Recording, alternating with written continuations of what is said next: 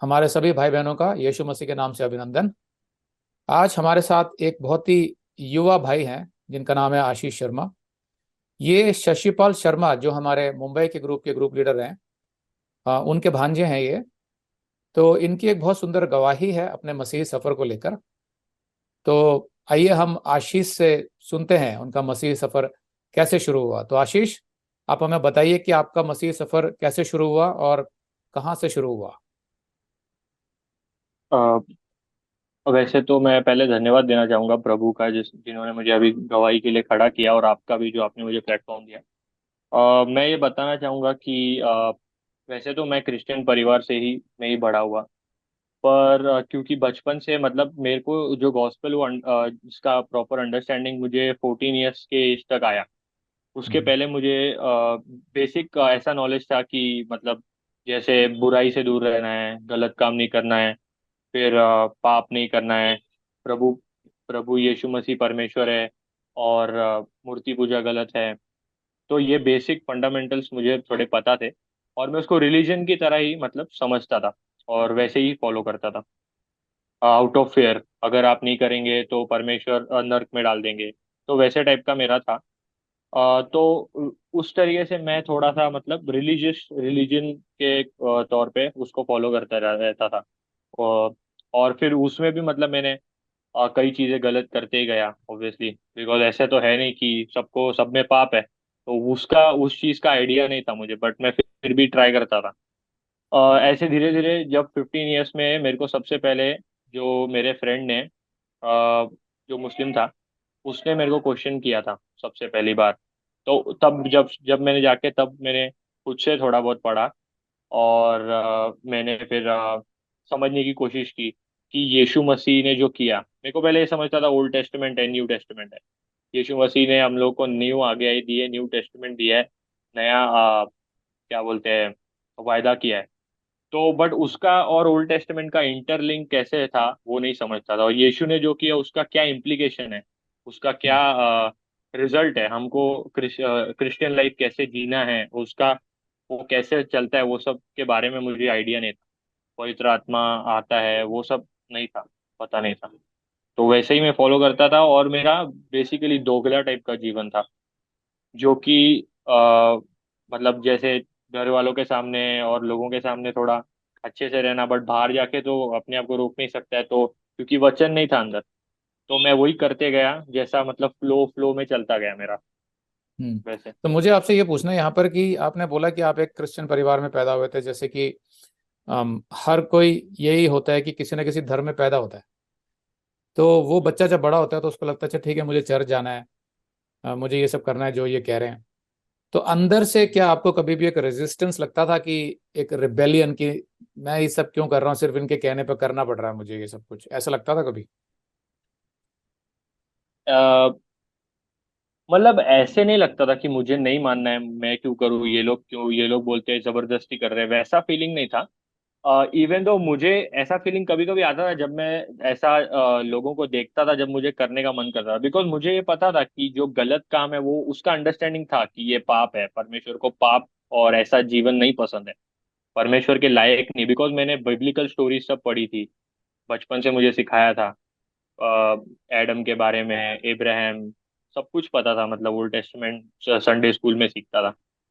But फिर भी क्या था कि वो सही रीति से यीशु मसीह का इम्प्लीकेशन क्या है वो नहीं समझ में आता था। उसके वजह से मतलब रिबिलियन नेचर तो था ही इसीलिए मेरे अंदर, तो वो तो सबके अंदर ऐसे पाप होता है, वही मतलब होता गया, हम्म। वही कंटिन्यू होता गया फिर ओवर द इयर्स। मुझे ये पूछना है कि आपकी उम्र तो बहुत कम थी, 15-16 साल। उसमें तो दोस्त यार होते हैं, एक लाइफ होती है जिसमें बहुत एंजॉयमेंट होता है, एंटरटेनमेंट होता है। तो फिर इन सब बातों के बारे में सोचने की जरूरत क्यों लगी आपको कि ये पाप है, ये नहीं करना है? क्या जरूरत, क्या फर्क पड़ता है उसमें, पाप है या नहीं है, क्या फर्क पड़ता है? आपकी उम्र तो बहुत कम थी, सब लोग ऐसा करते हैं। हाँ, उसमें दो तीन चीजें थी। पहले तो मेरे को मेरे फेथ को क्वेश्चन किया था मेरे फ्रेंड ने, तो मेरे को उसको जवाब देना था, कॉन्वर्जेशन जीतना था। तो उस चक्कर में मैं उसको स्टडी करता था। दूसरी बात ये भी था कि पाप का जीवन है वो नर्क की तरफ जाता है, ये पता था। तो भय भी था परमेश्वर का थोड़ा थोड़ा, वो भी एक था। और हाँ, तीसरी बात ये थी कि और मेरे घर पे मैं देखता था कि मेरे मामा मम्मी सब लोग फेथफुल थे काफी ज्यादा, हम्म। और बाइबल को लेके, परमेश्वर को लेके। तो आ, मुझे ऐसा लगता, और फिर मुझे अंदर से मतलब मेरे को शायद परमेश्वर ने ऐसा दिया होगा कि ये सच है, मतलब ऐसा मेरे को फील होता था कि मुझे करना चाहिए, इसके बारे में करना चाहिए। और इसका एक्चुअली क्यों करना चाहिए, उसका रीजन वो जब परमेश्वर के, जैसा आपके एक वीडियो में आपने बताया कि what is faith in God, उसमें आपने बताया कि परमेश्वर को जब तक आप जानोगे तब उसके मतलब ऑब्जेक्ट ऑफ फेथ के ऊपर डिपेंड होता है कि फेथ क्या है। तो परमेश्वर को जब मैं जाना, उसके कैरेक्टरिस्टिक्स को और उसके बारे में, तो उसके बाद मेरे को मालूम पड़ा कि क्यों जरूरी है। पहले नहीं नहीं, तो मैंने जब शुरुआत मैं की मैं थी तो मैं ऐसे। थोड़ा सा रोकता हूँ आपको यहाँ पे। आप थोड़ा आगे निकल गए हो। जैसे एक हम्म। लड़का बड़ा हो रहा होता है, तो वो किसी भी धर्म का हो सकता है, हिंदू धर्म का भी हो सकता है, हम्म। मुस्लिम, क्रिश्चियन, सिख, कोई भी हो सकता है। तो आप इंसिडेंटली आप क्रिश्चियन फैमिली में पैदा हुए, मतलब ये है कि आपके मामा, आपके मम्मी ये क्रिश्चियन थे, आपकी नानी, ये सब वास्तव में यीशु मसीह पर विश्वास करते थे और बाइबल पढ़ते हम्म। थे और उसके आधार पर चलते थे। तो आप इंसिडेंटली उस फैमिली में पैदा हो गए, ठीक है। तो कभी आपके मन हम्म। में ये नहीं आया कि ये रिलीजन की क्या जरूरत है, गॉड की क्या जरूरत है? जो आप कह रहे हो कि मैं सोचने लगा कि अगर मैं पाप में जीऊंगा तो नर्क जाऊंगा, इस बात पर विश्वास करने की भी क्या जरूरत थी? क्योंकि एक जो यंग होता लड़का, वो तो फिल्में देख हम्म। रहा है, वो स्पोर्ट्स में है, वो दोस्तों के साथ घूम रहा है, कभी बियर पी रहा है, कभी कुछ कर रहा है, उसके लिए तो गॉड बोल के कोई कॉन्सेप्ट ही नहीं होता उसके माइंड में। वो तो सिर्फ एक धार्मिक रीति रिवाज, जैसे घर वाले कर रहे हैं तो आप भी कर रहे हो, बस उतना ही होता है। तो फिर ये सब डर क्यों था कि नर्क जाऊंगा? ऐसा क्यों, किसी ने डराया था आपको? अब मतलब इतना मेरे अंदर ऑलरेडी था ये, इसका मतलब ये नहीं कि मैं पाप में जिया नहीं। मतलब ऑलरेडी मुझे पता था ये सब, बट मैं जी तो रहा ही था पाप में, बिकॉज रिबिलियन तो था मेरे अंदर। जैसा अगर मैं आपको बताऊं तो बचपन से मैंने ऐसी चीजें की है जिससे मैं मार बहुत खाया हूँ। जैसे मैं ऐसी कई चीजें करता था, स्कूल बंक करके चले जाता था, और कहीं भी ऐसे नहाने चले जाता था, मतलब पॉन्ड में, और 16-16 फीट के पौंड में चले जाता था नहाने को स्कूल बंक करके। फिर उसके बाद में लोगों के घरों के बेल बजा के भागता था, चोरी की है। और फिर यहाँ तक कि कई बार तो सिगरेट भी चोरी? ट्राई कैसी किए चोरी? नीचे से उठा मतलब के। किस तरह की चोरी करी आपने? चोरी, चोरी मतलब मैं सहकारी भंडार, अभी नाम लेना चाहिए नहीं, वहां पे एक वैसे जाता था मैं। तो चार चीजें उठाएगा मैं, उसमें से एक का बिल कराएगा, तीन जेब में डाल के लेके गया। एक का अच्छा। बिल किया, बाकी तीन जेब में, उसका बिल नहीं कराया। मतलब वो सुपरमार्केट टाइप था। तो ऐसे एक बार दो बार किया, तीसरी बार जब गया तो वो लोग ने पकड़ लिया था। तो वैसे फिर मैं कई बार ऐसी गलत हरकतों में पकड़ा भी गया। तो वही मैं बोल रहा था कि मेरे को पता था ऐसा ऐसा चीज है ये फ्यूचर में, जैसा मैंने आपको बताया ना कि मुझे डर था, इसके लिए मैं बाइबल की तरफ मुड़ा एक पॉइंट पे आके। बट वो टाइम में, वो ईयर्स में मेरे को डर नहीं था इतना, बट क्योंकि घर वाले कर रहे थे तो मुझे वैसे अपना जो आडंबर तरीके से मैं कर रहा था। But okay. अलग था मेरा लाइफ, टू दो अलग अलग स्प्लिट पर्सनैलिटी के तरह जी रहा था। और फिर यही गलत काम मेरे आगे चीजों में बढ़ गए जब मैं बड़ा हुआ, तो फिर वही ऑब्ससीन इमेजेस, पोर्नोग्राफी और ये सब चीजों में चला मतलब गया, अश्लील लस्ट। वीडियो, अश्लील पिक्चर सब देखने लगे हाँ। आप? हाँ। ओके। हाँ। तो उसमें जो दोस्त यार तो थे वो भी तो ऐसे ही करते होंगे ना? आपके तो पूरा एक ग्रुप होगा ना? हाँ, मेरे को इंट्रोड्यूस कराया था मेरे एक्चुअली फ्रेंडशिप शुरू से 1-2 साल बड़े लोगों से ही रही है। अच्छा। क्योंकि मैं जहाँ पे रहता था बिल्डिंग में, वहाँ पे हार्डली कोई मेरे एज का था, एक आध दो थे, बाकी मोस्टली बड़े ही थे। तो मेरे ठीक को है। भी उसी चीज इंट्रोड्यूस भी वो लोग ने कराया वैसे। तो उसकी वजह से मतलब जो ग्रुप कम्युनिटी एक बन जाती है, तो सारे वैल्यूज भी वैसे ही हो जाते हैं, चाहे वो अश्लील हाँ। वीडियो हो या बियर पीना हो या सिगरेट पीना हो या हाँ। बातें करनी हो, लड़कियों की गंदी बातें, गालियां, सब वैसे ही हो जाता है धीरे धीरे करके। हाँ वो। तो हम्म। आपके ऊपर भी ये प्रभाव पड़ा सारा? हाँ, 100%। ओके। तो आप एक तरफ उनके साथ थे, उन दोस्तों के साथ, दूसरी तरफ आप चर्च जाते थे। एक डर भी था मन में कि जो कुछ मैं गलत कर रहा हूँ कहीं मैं नर्क ना चला जाऊं। Correct, correct. हाँ। तो मैं एक तो अपने दर्शकों को ये बताना चाहता हूँ कि नर्क का डर जो होता है वो कारण नहीं होना चाहिए आपका मसीह में आने का, क्योंकि वो गलत कारण हो जाता है। वो डर की वजह से आप यीशु पर विश्वास अगर करते हैं तो वो सच्चा विश्वास कभी नहीं हो सकता। आपको समझना पड़ेगा कि परमेश्वर जो प्रेम का परमेश्वर है, वो आपसे प्रेम करता है। वो नहीं चाहता कि आप पाप में जिएं, क्योंकि उसको पता है कि पाप में आप अपना जीवन नष्ट कर दोगे, आपको तकलीफें होने वाली हैं आगे जाके, ये उसको पता है। इसीलिए वो पाप से घृणा करता है। तो वो अपने प्रेम में आपको समझाता भी है, आपको अनुग्रह देता है, आपको क्षमा करता है। और वो ये कहता है कि जब तुम मेरे पास आओगे, मेरे वचन पर चलोगे, तो तुम्हें समझ आएगा कि तुम्हें पाप में जीने से कोई आनंद नहीं आएगा, उसमें तकलीफें होंगी, बल्कि अगर आप तुम मेरे वचन के हिसाब से चलोगे तो तुम्हें आनंद आएगा जीवन में, तुमको शांति मिलेगी। ये बात वो समझाना चाहता है। तो जब ये विश्वास हो जाता है यीशु पर कि हाँ ये सच्चा परमेश्वर है और ये मेरे जीवन को बेहतर बना देगा अपने वचन से, तो वो जो विश्वास होता है वो ज्यादा अच्छा विश्वास होता है, बजाय इसके कि आप डर के मारे जाके वचन पढ़ रहे हैं, चर्च में जा रहे हैं, तो वो सच्चा विश्वास नहीं होता है। तो आशीष, कोई बात नहीं, आपके अंदर डर था, वो भी कोई बुरी बात नहीं है, डर भी होना चाहिए इस बात का कि हाँ एक नरक भी है, क्योंकि वो भी एक सच्ची इन्फॉर्मेशन है। कुछ लोग सोचते हैं कि नर्क के बारे में बताना ही नहीं चाहिए, लेकिन यीशु ने खुद बताया नर्क के बारे में, क्योंकि मनुष्य का माइंड प्रोसेस ऐसे ही करता है। इन्फॉर्मेशन जाननी जरूरी है, उसके बाद वो उसको प्रोसेस करेगा, उसके बारे में सोचेगा वो। तो आपके जो दोस्त यार थे, ये गलत लाइफ आप जी रहे थे और आपको लग रहा था कि मैं दोगली लाइफ जीता हूँ। एक तरफ तो मैं दोस्तों के साथ सारे पाप कर रहा हूँ और दूसरी तरफ घर वालों के सामने मैं बड़ा पवित्र हूँ, चर्च जा रहा हूँ और ऐसा अच्छा सा बिहेव करता हूँ मैं, है ना।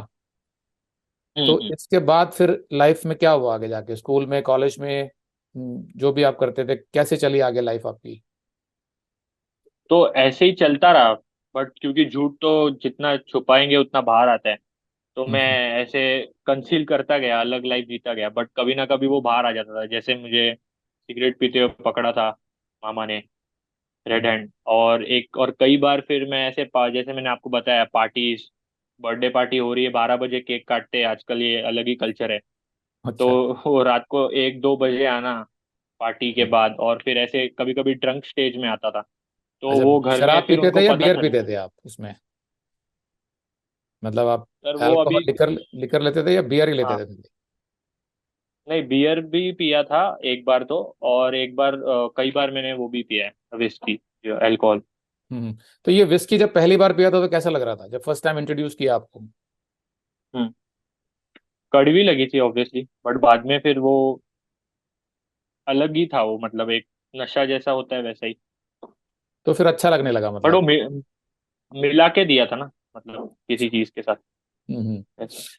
तो वो होता है कि टेस्ट उसका थोड़ा कड़वा होता है, क्योंकि बच्चे को तो कोल्ड ड्रिंक की आदत होती है, वो तो मीठा होता है, लेकिन विस्की हो गया या रम हो गया, ऐसी कोई भी चीज जो वो पीते हैं तो टेस्ट भले ही कड़वा होता है, लेकिन उससे जो सुरूर आता है, उस सुरूर को उसको हम्म। वो थोड़ा एंजॉय करता है, वो आउट ऑफ कंट्रोल रहता है थोड़ा सा उसका माइंड, फिर वो एंजॉय करता है, फिर वो इसी वजह से दोबारा पीता है। तो फिर क्या हुआ आगे? तो बस फिर ऐसे ही फिर घर पे झगड़े होते थे उस बात को लेके। और उस बात को लेके मुझे मार भी पड़ी है। और ये ज्यादा नहीं किया, मतलब कुछ एक, मतलब समझो 8 8 बार पकड़ सकते, 8 टाइम्स टोटल से। तो ये ओके। ऐसे फिर घर पे मतलब हमेशा डिस्कनेक्ट होता था घर वालों से, बिकॉज मेरा लाइफ अलग चल रहा था और यहाँ पे लाइफ अलग चल रहा है। मुझे फोर्स किया जाता था बाइबल पढ़ने के लिए, प्रार्थना करने के लिए, ऑल्दो मुझे पता था वो करना ही चाहिए, सही है। क्योंकि साथ साथ में मैं आपको बोला ना कि मेरा वो भी था, मतलब एक तरफ मुझे पता भी था सच्चाई क्या है और पवित्र जीवन क्या होता है। पर मैं क्योंकि मेरे अंदर वचन नहीं था, मुझे अभी ऐसा लगता है, तो इसलिए मैं पाप के आगे गिर जाता था। मतलब मैं उसको जो थोड़े टाइम के प्लेजर को प्रायोरिटाइज कर लेता था। ओके, तो आप ये कहते थे जो वैसा हो मजा आ जाता रहा है था। इन गलतियों, ये जो पाप हम कर रहे हैं, इसमें जो मजा आ रहा है, फिलहाल इसको एंजॉय कर लेते हैं, बाद में सोचेंगे, ऐसे एक मानसिकता थी। हाँ, एक तरीके से वैसे ही थी। ओके। तो फिर ये अच्छी बात है कि आप मसीही परिवार में थे, जिसकी वजह से बाइबल की टीचिंग्स, यीशु कौन है, वचन क्या कहता है, ये सारी चीजें कुछ कुछ आपको पता थी। तो ये एक अच्छी हम्म। बात हुई थी। तो फिर धीरे धीरे आगे जाके क्या प्रोग्रेस हुई लाइफ में? आप पढ़ाई में कैसे थे? पढ़ाई में तो मैं अच्छा था। पढ़ाई में क्योंकि मेरे पेरेंट्स पढ़ाई को लेकर काफी सीरियस थे, पीछे पड़े रहते थे। तो मुझे अच्छे मार्क्स, अबाउ 80 स्कोर किया मैंने 11th 12th में भी।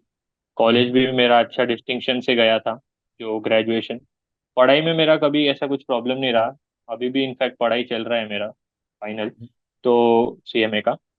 तो उसमें मेरा ऐसा इशू नहीं था। वो मोस्टली क्योंकि मेरे वो जो पेरेंट्स थे वो पीछे पड़े रहते थे, और इसके लिए मैं उसका भी क्रेडिट उनको ही देता हूँ एक्चुअली। और ऑल्दो मैंने किया पढ़ाई, तो मैं पहले मामा के यहाँ रहता था।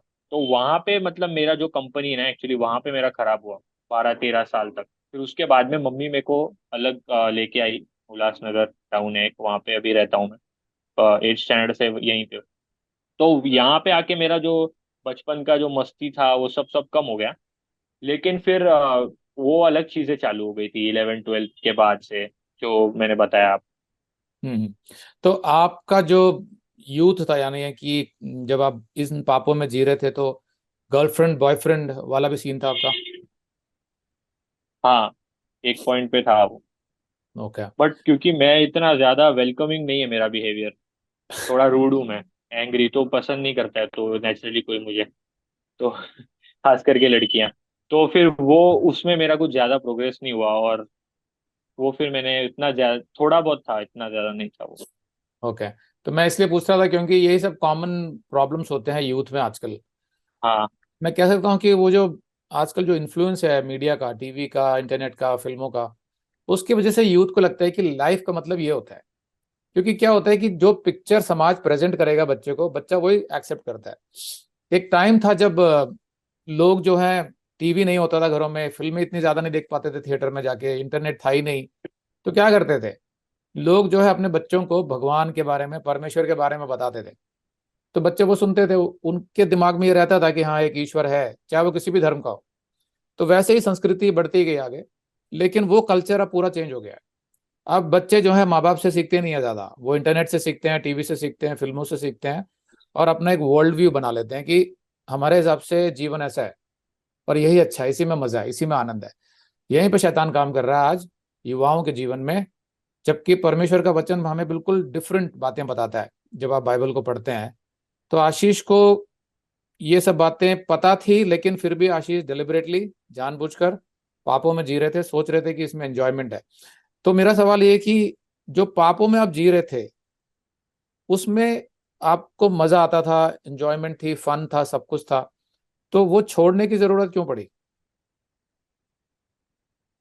क्योंकि गिल्ट के साथ भी जी रहा था, मतलब खाली मजा ही नहीं था, उसका दूसरा साइड भी था जो गिल्ट था। क्योंकि मुझे पता था कि इसका अंत बुरा है, और अगर मैं ऐसे करते रहूंगा तो, मतलब ऑब्वियसली नर्क तो था ही, बट और दूसरी चीजें भी थी, जैसे घर वालों, मतलब मेरी सोच अलग चल रही थी, घर वालों की सोच अलग चल रही थी, तो मैं डिस्कनेक्ट था। ना मैं उधर अच्छे से पूरी तरह मजा कर पा रहा हूँ, पूरी तरह वर्ल्ड में जा पा रहा हूँ, ना मैं इधर पूरी तरह जा पा रहा हूँ। तो दो नाव में पैर रखने में जैसा जीवन है वैसा हो गया था। मुझे ये पूछना है कि आप कह रहे हो कि मुझे पता था कि इसका अंत तो बुरा ही होगा, लेकिन कैसे, आपको कैसे हम्म। पता? आप तो एंजॉय कर रहे थे। क्योंकि मतलब पढ़ा है ना बाइबल में, वैसा रिवील, वैसे क्योंकि मैं वो भी पढ़ ही रहा था साथ में, जैसे मैंने आपको नहीं, बताया। लेकिन उसको मानने की क्या जरूरत है जब आप देखोगे कि यार बाइबल में जो भी लिखा है वो हम्म। तो ठीक है, लेकिन मैं तो देख रहा हूँ मेरी लाइफ में बड़ा मजा आ रहा है मुझे। तो फिर उस बाइबल को मानने की क्या जरूरत है? वो तो एक तरीके से झूठ हो जाएगी ना बाइबल फिर तो। क्योंकि बाइबल कहती है कि पाप का परिणाम बुरा होता है, लेकिन आप तो एंजॉय कर रहे थे लाइफ को। तो फिर ये सोचने की जरूरत ही क्यों पड़ी? वो बस थी मतलब जरूरत ऐसे अभी। क्या कोई ऐसी आ, घटना हुई आपके जीवन में, आपके दोस्तों के साथ, या कहीं पर आपको लगा कि यार ये गलत है, ये लोग सही नहीं कर रहे हैं, ये लोग ठीक नहीं बोल रहे हैं, ऐसा कुछ हुआ कहीं पर? ऐसे मतलब जब भी मैं बोला ना कि जब मैं कॉन्वर्जेशन में जाता था लोगों के साथ, तो मैं आर्ग्यू करता था बाइबल को लेके, और वो उसको लेके करते थे, इवन दो मैं सिन में जी रहा था। तो उस तो उसमें मतलब उसमें मेरे को मतलब कॉन्वर्जेशन जीतने के लिए, और उसको मतलब अपने आप को सही साबित करने के लिए मैं करने लगा बाइबल। और दूसरी बात, मेरा मेन जो बोल सकते हैं कि जो टर्न अराउंड, वो 2020 में हुआ, जब भी लॉकडाउन में थे हम लोग। तो तभी जब मैं मोर्टेलिटी देखने लगा, कि अपने बारे में सोचने लगा कि मतलब मैं हम्म। मर सकता हूँ, कुछ हो सकता है मेरे साथ। और तभी हाँ, मम्मी को भी कोविड हुआ था। तो उस हम्म। टाइम पे भी मतलब मैं काफी थोड़ा सा डिप्रेशन जैसा बोल सकते हैं, हम्म। वैसे हो गया। हम्म। तो तो तब यहाँ मैं मैं। लोगों को बताना चाहता हूँ कि परमेश्वर ऐसा करता है, हर मनुष्य के जीवन में ऐसी परिस्थिति लाता है जहाँ वो उसे रिमाइंडर देता है कि तुम्हारा जो जीवन है वो नश्वर है। मेरे जीवन में क्या हुआ था, मैं एक बस के नीचे आने से बच गया था, वहां से वो सोच बदलनी शुरू हुई। वहां से मुझे समझ आया कि मेरा जीवन तो आज खत्म हो जाता, तो लाइफ का पर्पस क्या है। ऐसे वो हर एक के जीवन में करता है। तो वो एक समय होता है और वो कई बार करेगा ऐसे, जहां आपको सोचने पर मजबूर कर देगा। अब अगर आप उस टाइम नहीं सोचेंगे और आप सोचेंगे चलो छोड़ो मैं ठीक हो गया, आप सब ओके है, सब नॉर्मल है, आप आगे निकल जाएंगे, तो वो पॉइंट आप मिस कर जाएंगे जहां से आप परमेश्वर से कनेक्ट हो सकते थे। और एक टाइम आएगा जब एक्चुअली में आपकी मृत्यु हो जाएगी और आप अपने सृष्टिकर्ता परमेश्वर को कभी जान ही नहीं पाएंगे। और जाहिर सी बात है कि जब आप अपने परमेश्वर को जान नहीं पाए, उससे कोई रिश्ता नहीं बना पाए, तो मृत्यु के बाद आप उसके पास वापस पहुंचेंगे भी नहीं स्वर्ग में। मतलब दूसरा जो रास्ता है वो है जहाँ परमेश्वर नहीं होता, वो नरक कहती है बाइबल उसको। तो इसीलिए हम बार बार सावधान करते हैं खासकर युवाओं को कि जो आपकी लाइफस्टाइल चल रही है उसमें बहुत से पाप हैं। अब दिक्कत ये होती है कि जो युवा होते हैं वो इस तरह के चैनल्स, क्रिश्चियन चैनल्स देखेंगे नहीं वो ज्यादा, क्योंकि उनको लगे यार ये तो बहुत बोरिंग है, कोई बाइबल की बातें उठा के पढ़ाते रहेंगे ये लोग। इससे अच्छा तो हम कोई फिल्म देख लेते हैं, पोर्नोग्राफी कर लेते हैं, अश्लील वीडियो देख लेते हैं। आजकल तो बहुत सारे शॉर्ट्स आ रहे हैं जिसमें गंदे गंदे सीन्स भी होते हैं। कोई फर्क नहीं पड़ रहा किसी को कि क्या बना रहे हैं, कोई सेंसर नहीं है। तो यूथ उसमें चला जाता है। लेकिन हमारा काम है युवाओं को बुलाते रहना कि नहीं, परमेश्वर तुम्हें बुला रहा है, अपनी जवानी में उसको स्मरण कर, जैसा बाइबल सिखाती है। बुढ़ापे का इंतजार मत करो, पता नहीं बुढ़ापे तक आप जियोगे कि भी नहीं। इसलिए मैं आशीष का इंटरव्यू लेना चाहता था कि एक युवा होने के नाते, मतलब उनकी उम्र में तो मुझे दूर दूर तक पता ही नहीं था कि बाइबल क्या होती है। मेरे को कोई इंटरेस्ट भी नहीं था इन चीजों में। मैं अपना बिजनेस करता था, लाइफ को शारीरिक तौर पर एंजॉय करने की कोशिश करता था। तो इसलिए मुझे अच्छा लगा कि आशीष के जीवन में जो बदलाव आया, तो मैंने कहा कि सबको एक प्रेरणा मिले। तो आशीष, यहाँ से आपको ये समझ आ गया कि पाप क्या होते हैं, और आपकी दिक्कत ये होगी कि जो दोस्त थे उनके साथ आप बाइबल को लेकर आर्ग्यू करते थे, तो उसकी भी जरूरत क्यों थी आपको? मतलब आप तो एक नॉर्मल युवा थे, बाइबल की आर्ग्यूमेंट की भी क्या जरूरत है, फिल्मों की बातें करते आप। तो दो इसके दो रीजन बोलूंगा मैं। कहीं ना कहीं मुझे लगता था कि वो ट्रुथ है, बाइबल ट्रुथ है, और मैं चाहता था कि प्रचार हो बाइबल का। कहीं ना कहीं मुझे ऐसा लगता था कि क्योंकि मुझे पता था कि प्रभु यीशु मसीह के द्वारा स्वर्ग मिलता है सबको। तो ये चीज मैं चाहता था कि पता चले लोगों को। लेकिन तो ये मैं तो इसलिए उस रीजन से। लेकिन ये तो हाँ आपके परिवार ने आपको सिखाया था ना, उसकी हाँ सच्चाई हाँ। तो आपने जांची नहीं थी, तो फिर आप क्यों मानते थे उस बात को? बस मुझे ऐसा अंदर से लगता था, इसलिए मैं बताता था। और दूसरी बात, कॉन्वर्जेशन भी जितनी थी, वो भी अच्छा। रीजन था। बट वो मेरे लाइफस्टाइल में नहीं दिख रहा था, तो उसका कुछ यूज नहीं था। मतलब वो हम्म। कुछ इफेक्ट नहीं था उसका मतलब आप उस लोगों को बात का। जब सुनाते थे सुसमाचार, आपके जीवन में तो पूरे पाप भरे थे, तो आपको खुद ही लगता था कि इसका कोई अर्थ ही नहीं बन रहा, क्योंकि जो मैं सुना रहा हूं वैसे तो जीवन में जी ही नहीं रहा। हम्म। फिर क्या हुआ आगे? फिर जैसे मैंने बताया कि जब कोविड आया तो मैं घर पे था। तो फिर मुझे पता लगा, ऐसा मुझे रियलाइज हुआ कि कभी भी मर सकता हूँ, कुछ भी हो सकता है। तो मैंने फिर प्रार्थना किया, और फिर वहां से फिर हम लोग बाइबल पढ़ना शुरू किया घर पे, मैं, मम्मी और नानी। तो हम्म। हम लोग उत्पत्ति से चालू किया पढ़ना, और पूरा ओल्ड टेस्टमेंट कंप्लीट कर दिया पढ़ पढ़ के। फाइव फाइव चैप्टर्स पढ़ते थे सब लोग। तो ऐसे ऐसे करके मैंने फर्स्ट टाइम बाइबल जब पढ़ा, मतलब उसके पहले मैं बाइबल पढ़ता था, बट मैं ऐसा एक चैप्टर दो चैप्टर थोड़ा पैसेज ऐसे पढ़ता था। अभी जब मैंने पूरा फुल फ्लेज पढ़ा विद कॉन्टेक्स्ट, तो मेरे को फिर धीरे धीरे ऐसा और भूख बढ़ गया। मतलब मेरे को मैं जानना चाहता था और चीजें। तो मैं मामा से फोन करके उनसे बात करता था, उनसे पूछता था। आपके वीडियोस देखने लगा फिर तभी से, अच्छे से, रुचि से। फिर मैं धीरे धीरे और सीखने लगा। फिर मैंने लेटर्स लेटर्स न्यू टेस्टमेंट वो पढ़ने लगा। तब मेरे को रियलाइज हुआ कि क्रिश्चियन लिविंग एक्चुअली लिविंग है क्या, पवित्र आत्मा में चलना क्या होता है, और सेक्रीफिशियल लाइफ होता है क्रिश्चियन का, वो मेरे को धीरे धीरे समझने लगा। सिन को डिनाई करना है। और फिर मैंने आपके जो आपका वेबसाइट का वीडियोस था, वो तो घर पे सब लोग देखते थे, फिर हम लोग ने वो देखना शुरू किया। तब आपने उत्पत्ति से चालू किया था, वो मैंने किया। फिर ऐसे करते करते मुझे अपोलोजेटिक्स में मैंने फिर डिबेट देखना चालू किया। बिकॉज मेरे को हमेशा वो रहता था सीखने का, कैसे बात करें हिंदू से, एथियस्ट से, मुस्लिम से। तो वो मैं देखते देखते लोगों को सुनने लगा डिबेट में। तो मैं डिबेट में मुस्लिम वाला पार्ट छोड़ देता था, तो खाली जो क्रिश्चियन का आंसर है वो मैं देखता था। तो वो आंसर अगर एड्रेस कर रहा है तो क्वेश्चन भी बोलेगा कि इसने ये पूछा तो मैं इसके लिए ये बोल रहा हूँ वैसे। तो ऐसे बहुत सारे लोगों को सुनने लगा, तो मेरा और फेथ बढ़ गया। फिर मैं अलग अलग एविडेंस के बारे में वो लोग बताते थे, जो आर्कियोलॉजिकल है, हिस्टोरिकल एविडेंस, फिर मैन्यूस्क्रिप्ट, ये सब चीज़ों में मेरा और फिर फेथ बढ़ते गया प्रभु के ओके। वचन में। तो हमारे जो वीडियोस थे वो अगर आप ध्यान से देखोगे तो वो वही लोग एंजॉय कर पाते हैं जो बाइबल वास्तव में सीखना चाहते हैं। जो हम्म सिर्फ एक कुछ छोटी मोटी जानकारी के लिए या सरमन को सुनने के लिए देखते हैं, उनको इतना अच्छा नहीं लगता वो। तो आपको बोरिंग नहीं लगे हमारे वीडियोस थोड़े से? टू बी ऑनेस्ट स्टार्ट में लगे थे थोड़े, बट बाद में धीरे धीरे जैसे मैं बढ़ते गया वचन में, तो मैं टॉपिक वाइज देखता था। जैसे आपके जो पवित्र आत्मा के दान को लेकर वीडियो है, वो हम्म। देखने लगा। और फिर उसके बाद में अन्य अन्य भाषा, ये दो का डिफरेंस जो काफी, वो मैंने फर्स्ट टाइम जाना। फिर उसके, क्योंकि मैं हम लोग यहाँ पे एक चर्च में आते थे जहाँ पे अन्य भाषा होती थी, और वो ऐसा भी बताते थे कि अगर आपको अन्य भाषा नहीं है तो आपको पवित्र आत्मा नहीं है। हम्म। तो वो मेरे को ऐसा लगता था ऐसे कैसे बोल रहे हैं, तो वो फिर वो देखा, फिर उद्धार नहीं हो सकता है, ये जब मेरे को फर्स्ट टाइम पता चला, हम्म। तो ये मेरा और फेथ बिल्ड हो गया। और मैं मतलब फिर जो पीस ऑफ माइंड, या पीस जो था वो आने लग गया, फेयर चला ये गया, अंदर से हम्म डर चला गया।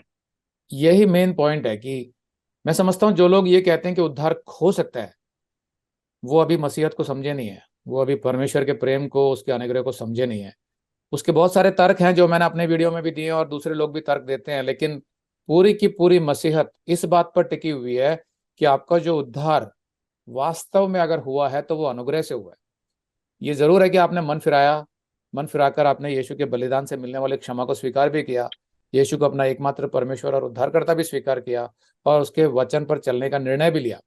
लेकिन फिर भी जो किया परमेश्वर ने उद्धार, वो परमेश्वर ने किया है, काम उसका है, वो अनुग्रह है, वो दान है। और पवित्र आत्मा की एक बार आपके ऊपर छाप लग गई, तो फिर भले ही आपसे कुछ गलतियां हो सकती है जीवन में, लेकिन आपका उद्धार कभी नहीं खोता, क्योंकि परमेश्वर अपना दान कभी वापस नहीं लेता। और पवित्र आत्मा आपको छोड़कर कभी नहीं जाता। नए नियम में जैसे बताया, वो आपके अंदर आकर रहता है, वास करता है वो, जिसकी वजह से आपको ये पता है कि मुझसे गलतियां हुई थी और आगे भी शायद हो सकती है, लेकिन मुझे ये डर नहीं है कि मेरा उद्धार खो जाएगा।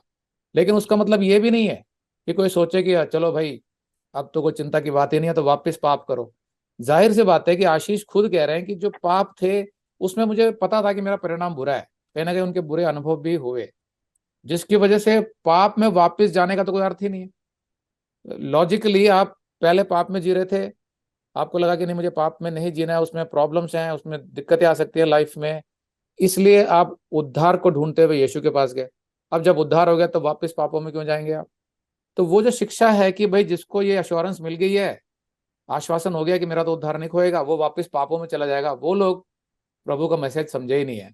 वो लोग बाइबल का जो जो सेंट्रल मैसेज है कि उद्धार अनुग्रह से होता है, वो समझे ही नहीं है वो लोग। इसीलिए वो लोग ये तर्क करते रहते हैं, और इस तरीके से दो ग्रुप्स बने हुए हैं। एक तरफ वो जो कहते हैं कि नहीं, अगर आप ऐसा कर नहीं करोगे, ऐसा करोगे, क्षमा नहीं मांगोगे, ये नहीं करोगे, तो उद्धार खो जाएगा। और दूसरी तरफ हम कहते हैं कि आपकी ट्रेनिंग जीवन भर चलेगी, जिसमें आपको दंडित भी किया जाएगा, आपको सिखाया जाएगा बहुत कुछ कि जब आप पाप करते हैं तो क्षमा मांगनी है, और आप वो सब कुछ करेंगे भी, बीच में बैकस्लाइड भी होंगे, लेकिन प्रभु खड़ा करेगा, लेकिन उद्धार फिर भी नहीं खोएगा। तो ये दो ग्रुप्स हैं आज की डेट में। तो ये बहुत अच्छी बात है कि आपको समझ आ गया कि उद्धार नहीं खोएगा। तो आप यहाँ से मुझे अपना वो सफर बताइए जल्दी से, 5 मिनट में, कि जब आपको विश्वास हो गया, आप वचन में बढ़ने लगे, हमारे वीडियोस भी आप देखने लगे, तो आपके आंसर्स मिलने शुरू हो गए, सारे जवाब जो आपके मन में सवाल होते थे जीवन को लेकर। हम्म। फिर हाँ, मुझे आंसर्स मिलने लगे, और मुझे जो मैंने आपको बताया कि मुझे पीस था एक अंदर, इवन दो काफी कुछ हो रहा था मेरी लाइफ में जैसे। और जैसे ही मैंने प्रभु यीशु मसीह को मतलब सही मायनों में मैंने समझने लगा क्रिश्चियनिटी, तभी मेरा मतलब रिजल्ट जो मैं एग्जाम दिया था, फाइनल का थर्ड ग्रुप दिया था, अभी फोर्थ ग्रुप चल रहा है, तो तब मैं एक बार फेल हो गया। उसके पहले मैं फेल नहीं हुआ, उसके बाद मैं फेल हो गया।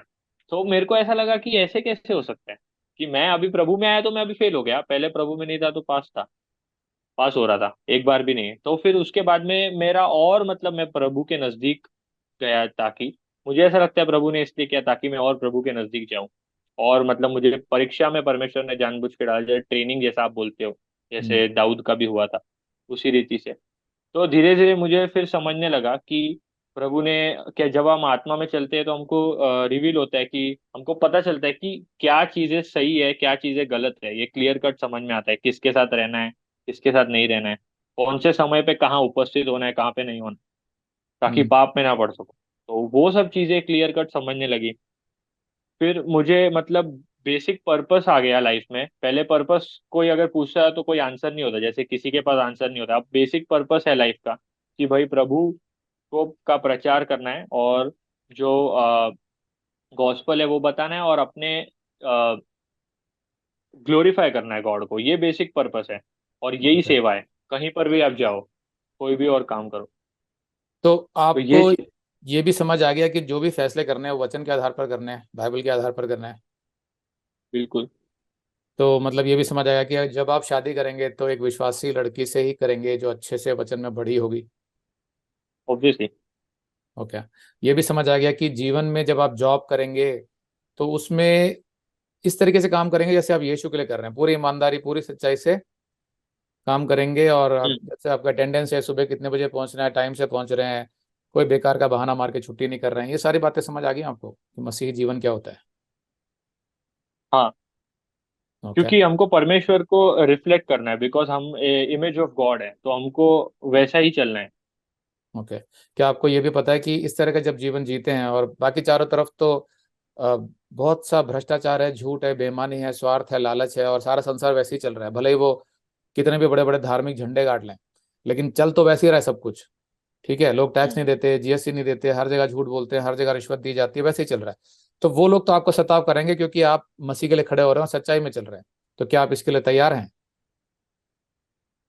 हाँ, मैंने तो इनफैक्ट जब मैंने ये चीज कबूल की प्रभु को, और मैं जब चलने लगा ये सब से बातों पर, तो मैं ऑब्वियसली वैसे मेरे दोस्ती छूट गया। ऑब्वियसली अब देखो तो कोई मेरा ऐसे दोस्त नहीं है, मतलब किसी के पास जाके मैं ऐसा टाइम पास नहीं करता हूँ। कर हम्म। सकता हूँ, बट अभी क्योंकि वही टाइम मैं यूटिलाइज कर रहा हूँ प्रभु में और अपने पढ़ाई में, तो मैं अभी वो फालतू टाइम वेस्ट करने में, और बेसिकली सेक्रीफाइस हो गया है मेरा दोस्ती उधर। और कई बार ऐसे हुआ है, जैसे ऑफिस में मैंने अभी पहले भी जॉब किया हुआ है 11 मंथ्स, वहां पर भी मुझे ऐसे थोड़ा अलग करते थे, बिकॉज मैं वहां पे भी ऐसे रहता था ना। तो मुझे, हम्म। मैं उनका प्रसाद नहीं खाता था, जब भी उनको कुछ होता था मैं प्रसाद नहीं खाता था। पूजा होती थी, मैं इन्वॉल्व नहीं होता था, तो वो लोग मेरे को ऐसे करते थे, इसका अलग ही है, ऐसे टाइप थोड़ा। हम्म। ओके। तो फिर मुझे अंत में ये बताइए कि जो द जॉय ऑफ सैल्वेशन जिसको बोलते हैं, यानी कि उद्धार हो गया, उसका जो आनंद आपके जीवन में है, आपको पता है कि यीशु से आपका रिश्ता बन गया है, मृत्यु के बाद आप स्वर्ग जाएंगे, इससे क्या फर्क पड़ रहा है लाइफ में ये सब जानने के बाद? इससे डर जो है वो निकल जाता है कि मेरे साथ आगे लाइफ में क्या होगा। परमेश्वर तो मेरे साथ ही है ना। अगर हम्म। मेरे साथ कुछ गलत होता भी है, तो परमेश्वर मेरे साथ है। मेरा जो फ्यूचर है वो सिक्योर्ड है इन जीसस। तो मेरे को वैसे किसी बात का भय नहीं होना चाहिए, किसी बात का डर नहीं होना चाहिए। तो ये जो फीलिंग है, ये एक पीस देने वाली फीलिंग है, ये एक सिक्योरिटी देने वाली फीलिंग है। और वेरी ये गुड। एक्चुअल खाली फीलिंग नहीं है, एक्चुअल है। तो तो वो है। आप युवाओं को क्या मैसेज देना चाहते हैं, 1 मिनट में बताइए। जो यंगस्टर्स हैं आज, जवान लड़के लड़कियां गलत ट्रैक पे चल रहे हैं जैसे सारा संसार चल रहा है, तो 1 मिनट में बताइए क्या बोलना चाहते हैं आप? मैं यही बोलना चाहता हूँ कि अगर लाइफ को आपको कॉम्प्लिकेशन फ्री रखना है, सिंपल रखना है, तो अगर आप रियलाइज करते हो, और ये जो आज सब हर एक इंसान रियलाइज करता है कि कुछ चीजें पाप है और कुछ चीजें पाप नहीं है, क्योंकि उसके अंदर जैसे रोमन्स बोलता है कि आपको परमेश्वर ने हृदय में लिखा हुआ है आपके सब कुछ। कॉन्शियंस दिया है, हाँ। तो कॉन्शियंस दिया है, करेक्ट। कॉन्शियंस दिया है, तो आप अगर अपने कॉन्शियंस के अनुसार अगर आप चलेंगे, तो आपको रियलाइज होगा कि आप कैसे पाप में जी रहे हैं। हम्म। तो इसके लिए, ये पापों के क्षमा के लिए प्रभु यीशु मसीह ने जान दिया और तीसरे दिन जी उठा, ताकि आपको आपके पापों की क्षमा हो सके। तो ये बात अगर आप इंसान कोई कोई कबूल करता है, तो उसको एक नया पर्पस मिलता है, उसको पवित्र आत्मा मिलता है, और उसको एक क्लियर, उसको जो उसका डिसीजन मेकिंग है वो सिंपल हो जाता है लाइफ में, और वो अपना पर्पस अचीव कर सकता है, जो वेरी कि गुड। है गॉड को ग्लोरीफाई करना। ठीक है, तो ये हर युवा की जिम्मेवारी है कि वो सच्चे परमेश्वर सृष्टिकर्ता को ढूंढे, और जो शिक्षाएं उसने दी है कि मनुष्य का जीवन कैसा होना चाहिए उसको समझे और उसके आधार पर जिए, तो उसके जीवन से बहुत सारी परेशानियां दूर हो जाएंगी, कॉम्प्लिकेशंस दूर हो जाएंगी, और जैसे आशीष का जीवन सुधरा वैसे ही उसका भी सुधरेगा। तो यहाँ पर हम अपना ये इंटरव्यू खत्म करते हैं। Thank you Ashish, and God bless you. सभी भाई बहनों को यीशु मसीह के नाम से अभिनंदन।